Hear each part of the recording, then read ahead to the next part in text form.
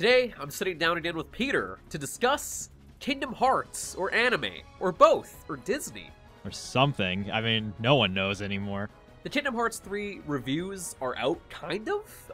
It seems they've kind of chosen select outlets to put up their reviews first. Other outlets got the game, like, way later. From my understanding, Chris Carter got his copy, so he's playing it now. Our review in progress is up now on the site. I figured for today's episode, we'd reminisce on Kingdom Hearts. I think the first ever memories that I have of Kingdom Hearts was reading about it in EGM back in the day, or even the PlayStation magazine. And I remember legitimately thinking it was some sort of, like, elaborate joke or something.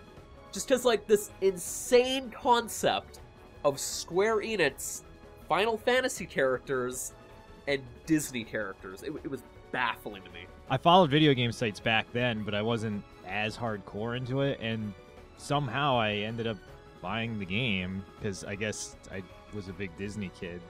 And I don't know, in 2002, it friggin' blew my mind. I would love to try and get into the series, but it seems like such an impenetrable wall of lore and games. Like, you would think it would be easy enough to go and play 1 and 2 and then just jump into 3. Apparently that is wrong. Yeah, that's completely wrong. I've been replaying just the main 2 games, 1 and 2, in anticipation of 3. And years ago, I never finished them for whatever various reasons, and now I have. And I was going to play some of the others, but these games go on forever, so I've just been looking up a bunch of different lore on wikis and watching the included movies and the HD collections, and my god. My plan was that if I was supposed to tackle the video review for Kingdom Hearts 3, I was just going to go in blind. I was just going to say, screw it, I'll figure it out. But apparently even going into 2 without playing the Game Boy Advance game will kind of throw you for a bit of a loop. Yeah, it's not totally unheard of, because that's what most people did. They didn't know there was a Game Boy one. I certainly didn't. But 2 starts with, like, some completely different character that you've never even heard of. And then there's, like, this new enemy and these other new enemies. A new darkness. And it just, like, what is this? Where did this come from? And apparently that was all in the Game Boy game. So I guess my question is, does the gameplay at least still hold up?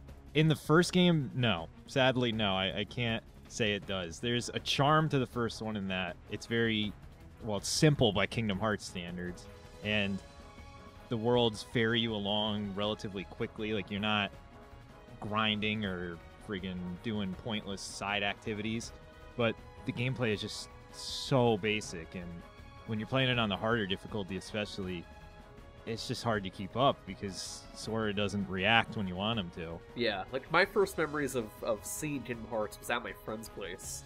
He bought it, like, day 1, and I still just remember that intro, like, on the beach, and him in the water, and just immediately going, this is some weird anime-ass bullshit. And then Donald Duck and Goofy show up. It's just something. Yeah, the intro to the first Kingdom Hearts is not even as bad as the intro to 2, but I can't even imagine. but I mean, you know, I remember the very immediate intro. Like, when you first turn it on, there's that cool music, and then there's a quick tutorial, and you're in some, like, cathedral-like environment, and it's got really great music and ambience, and it's cool. But then you go to that beach, and you spend about an hour and 20 minutes learning to play the game that you just learned how to play. And that sounds about right. It's ridiculous. But 2, like I said, 2 starts with a completely different character. Apparently he was hinted at the end of the Game Boy one, but... Oh, okay, he was hinted at. Yeah, okay. I know, he was hinted at, and it's insane. You spent 3 hours playing as not Sora, Donald, and Goofy, and you're doing the most random kind of filler content I've ever seen in a game. That's like when, like, Genesis was hinted at the end of Final Fantasy Dirge of Cerberus or whatever. Yeah. And, like, nobody knew who the hell Genesis was. So when they announced the PSP, like, prequel thing, and they kept typing up Genesis, it was like, who? Huh? Yeah, the character in 2 is Roxas. So after the success of 2, they made a prequel game with him. So now in the collection, that's a movie, and you're supposed to watch that before 2. But I wasn't doing that because, you know, I want to experience the way it was released. Yeah, sure. I'm going to try and guess the Kingdom Hearts plot line right up to 3. My theory is that Kingdom Hearts, like, initially, is the story of light versus dark. Very simplistic stuff. The light being this young boy named Sora, and his Disney character friends, and the darkness being anime. However, by the end of the first game, he realized, though, to defeat the darkness, he has to come to terms with the fact that he's covered in belt buckles, and that he is also anime. Then in Kingdom Hearts 2, which, by the way, the rocks stuff threw me for a loop, so I'm just gonna pretend that's like, I'm gonna pretend you're BSing. Sora's still the main character, whatever, screw that Roxas guy. Now that he has this new understanding of his anime powers, he has to help find a peaceful resolution between anime and the Disney realm. It's a very interactive, story-based dialogue. You got moral choices to make, and then by the end of it, though, you help each of them acknowledge their differences. Wow. But now I'm about to spoil the events of Kingdom Hearts 3. All the spin-off games, by the way, are like origin I know, games. apparently they about, don't matter, even though they do. About poor anime artists in Japan working 12-hour days trying to do their various shonen animes. It's depressing. They're really dark games, really story-driven stuff. Just watching an animator sit down for 14 hours a day drawing something. It's very weird. But anyways, Mickey Mouse in Kingdom Hearts 3, he's angered that today's youth barely recognize him, and that the millennials in general, they only like anime now. So Mickey is like, fuck millennials. These Zoomers don't even know who I am. So now, he's going to use the power of corporate Disney, aka the New Darkness. It's like New Metal almost. And he's going to use their acquisitions of both Lucasfilm and Marvel to fight anime. So now anime is the new light. And, I'm just upset that I potentially spoiled, the whole Kingdom Hearts plotline for people, but, yeah, I apologize in advance. You're spot on. No. You're actually spot on. You're actually not too far off on the first game. It could be summed up basically like how you said. It's light versus the dark, and you're showing people the light in the world or whatever.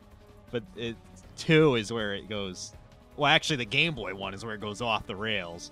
But like I said, most people didn't play that, and they jumped straight to 2. And yeah, I think how Kingdom Hearts 3 is gonna end, it's gonna cut to one of those fan videos on YouTube, of, these 2 kids in costumes, Keyblades, fighting on a snowbank, and then Nomura's gonna walk on screen and go, is what it is. I couldn't think of an ending. I couldn't do it.